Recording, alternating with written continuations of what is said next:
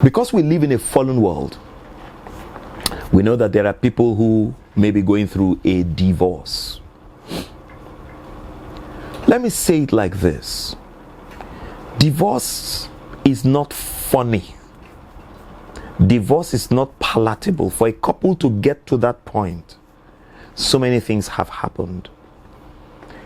What we all need to do, usually for those of us who are outside, family members, church members, is to provide the required empathy and compassion for people who are going through a divorce. Many times the church can be very stigmatizing when it comes to divorced people without understanding the details. And I'm not supporting any little thing, just go and divorce. Divorce is like amputation. But I'm saying that we can provide a safe space for them to thrive. For the couple themselves, what I have found, by the time people divorce, when suddenly they realize that, wow, I'm alone, so I'm by myself. Initially, the thought of it is, yes, your wahala is too much, the problem is too much, I just need a break, I'm just going. I can't do this anymore.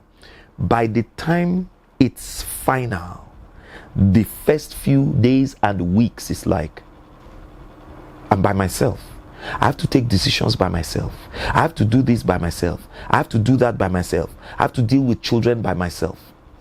Now I say to such couples, healing will take time. Be careful of rebound. Because in the place of loneliness, you will have someone who would say, oh, let me buy fuel for your generator. Oh, let me fill up your gas. Oh, let me do this. And your mind will play a trick on you to say, you see, what that your spouse was not doing is what this one is now doing for you. Then before you know it, your heart will begin to go in that direction. You need to take control of your heart and say to yourself, I'm still hurting from this wound. Why do I say that? I've seen people who have gotten married and were in relationships that didn't lead up to marriage. And then they broke up that relationship. They didn't heal. And then entered another one and it ended up in marriage. And I say this a lot. Wounded people bleed. And because they bleed, they will bleed on the other person. Now, think about it. I am pouring blood, my blood on top of you. How would you look like? You would look bloody. You won't feel comfortable with my blood all over you. So you will react.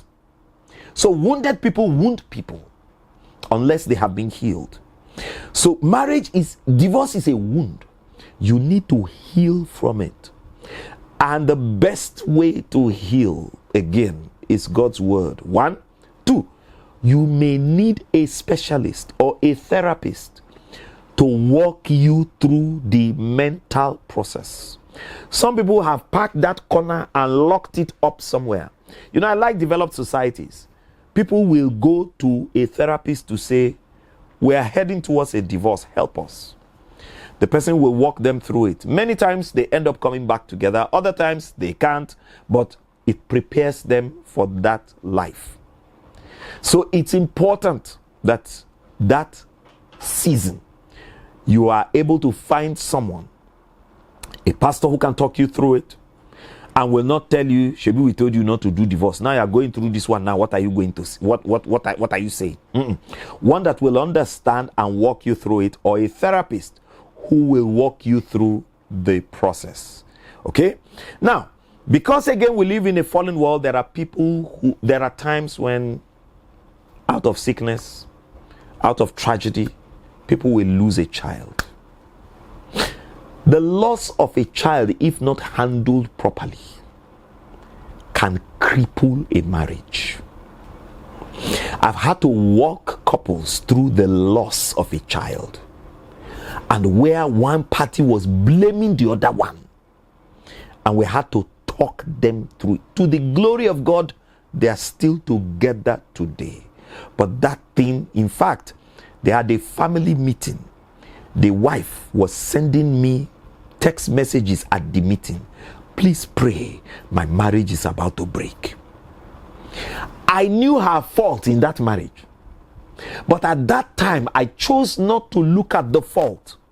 Because if I did, I will cripple her person. The marriage will not hold. I had to call the husband and say to him, you will not blame her for this.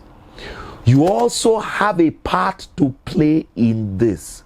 Where was your prayer cover? And then he began to look at me.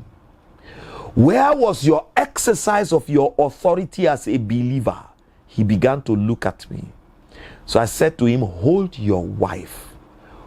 Weep through the process together. Comfort yourselves in the depression together. But hold yourselves and say, we come out stronger than when we went in. Don't bury the emotions. Express them. But express them with each other without the other person saying, you are crying again? Ha! When will this cry ever end? The cry usually does not end. Here's the funny part. If the child died at age 5 and she had age grade that she was playing with, if at 25 some people are graduating from the university, they will remember. It's a human being that was lost. Not money, not an inanimate thing. So it's that place of walking the road together. It's not a road that your extended family can help you with. It's a road that both of you must hold each other's hands and walk through. God bless you.